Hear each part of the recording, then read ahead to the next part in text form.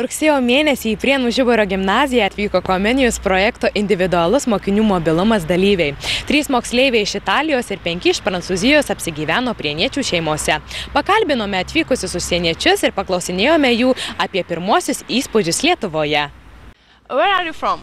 Iš kur jūs atvykote? Iš Italijos. So, how can you describe your Kaip school in Italy? apibūdintumėte savo mokyklą Italijoje? It's different. Jie visiškai kitokie. Do you like Lithuania? Ar jums patinka Lietuva? Taip, žinoma. What things from Lithuania you like the most? Kas Lietuvoje jums patinka labiausiai? Cepelinai. Ir sriuba. And what about people? O kaip Lietuvos žmonės? Labai draugiški ir geri. What about your host family? O ką galėtumėt pasakyti apie jūs priėmusią šeimą? Labai graži. Mama ir tėtis. Labai geri. Which place in Lithuania you have visited? Kokias vietas Lietuvoje jau aplankėte? Šoliai, the Cross of Hill, the Hill of Cross. Kryžių kalną. Do you like them? Yes, of course. Ar jums patiko taip? Taip, labai. Kauno pilis. It's not too cold here for you. Ar jums ne per šalta čia? Taip, šalta labai. Where are you from? Iš kur jūs atvykote? Iš How can you Prancūzijos. describe your school in France? Kaip galite apibūdinti savo mokyklą Prancūzijoje? Jie visiškai kitokie, mažesni.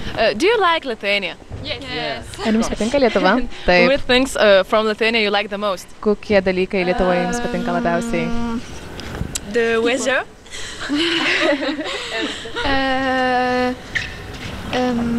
Maybe food, people. Galbūt maistas, žmonės? Ne, maistas ne. Taip, žmonės labai draugiški, gražūs, You don't geri. like the Lithuanian food? Jums nepatinka lietuviškas maistas? Ne. Kartais taip, bet cepelinai ne. Okay. So, which places you have visited? Kokias vietas jūs jau aplankėte? Kaunas, Alytus, Palanga. You like them? Ar jums patiko yes, tai? it's very interesting because Taip, tai labai įdomu, kadangi architektūra skiriasi nuo architektūros Prancūzijoje ir tai labai įdomu. What you can say about our city, Prienai? Ką galite pasakyti apie Prienus? Good, beautiful. Gražus, geras, nelabai gražus, The tree. bet gražus medžiai. Man patinka medžiai. a little. What you Mažas can say miestas. about your host family?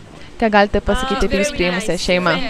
Labai graži, draugiška ir jie visada stengiasi išspręsti mūsų problemas, jeigu mes jų What you can say turime. about our school? It's not Ką too hard galite here. pasakyti apie mūsų mokyklą? Ar čia ne per sunku? No.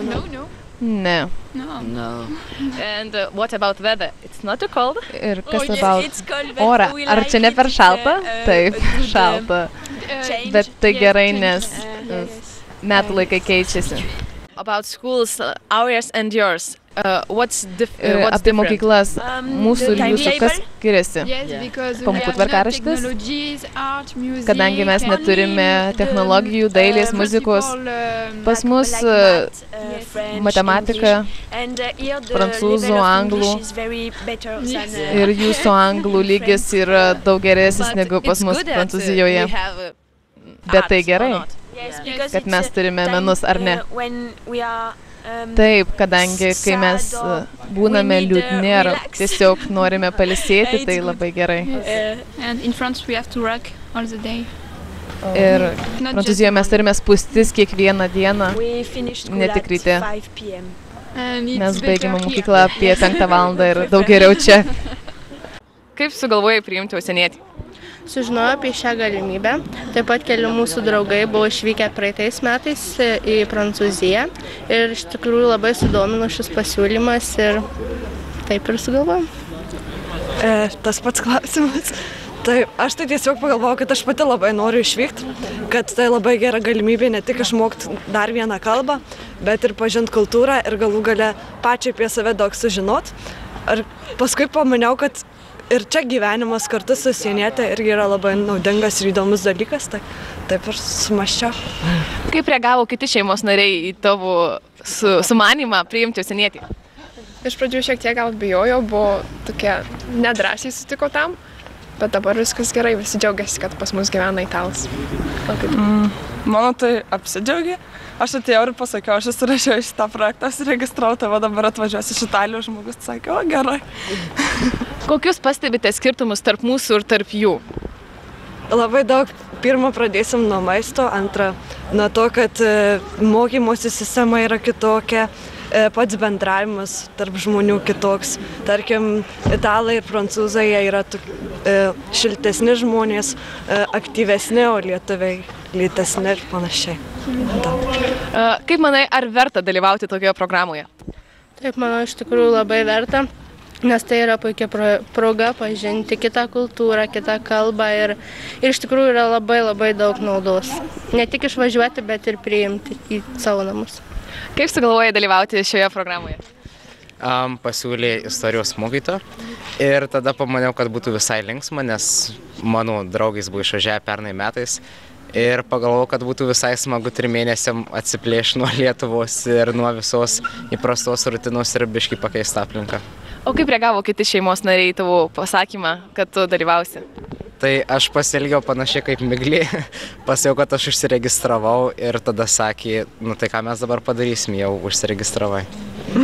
Taigi, kokius pastebite skirtumus tarp jūsų ir tarp užsieniečių? Tai tuos pačius gal. Labai didelis skirtumas tarp bendravimo, tarp santykių labai šiltai, kiekvienas pasisveikinimai, net visi kitokių judesiai, viskas. Jie labai šiltai bendrauja vieni su kitais, o mes tai labiau atstumą palaikom. Tai kad pasakė jau viską, ką ir aš galvoju. Tai kaip manote, ar verta dalyvauti tokioje programoje? Tai žinoma, verta jau dalyvauti. Taip. Kodėl, tarkim, kokių jūs pasisemėte naujų vertybių, idėjų? Išmokstate ko nors naujo? Sužinote? Manau, taip, išmokstame daug, sužinome apie kitą kultūrą, turime galimybę išmokti kitą kalbą, patobulinti savo anglų žinias ir apskritai sužinoti apie pasaulį, daugiau pamatyti visko. Ar rekomenduotumėte ir draugams dalyvauti tokiuose programuose? Taip, bet manau, reikia daug kantrybės dalyvaujant tokioj programui. Bet manau tikrai verta ir jeigu tik pasitaikys proga, tai būtinai dalyvauti, siūlau visiems. O kodėl reikia daug kantrybės? Nes tiesiog gal pati pirma ta savaitė būna, kol tu nelabai žinai žmogaus, jo įpročiai visai kitokie ir būna labai pradžioje sunku suderinti.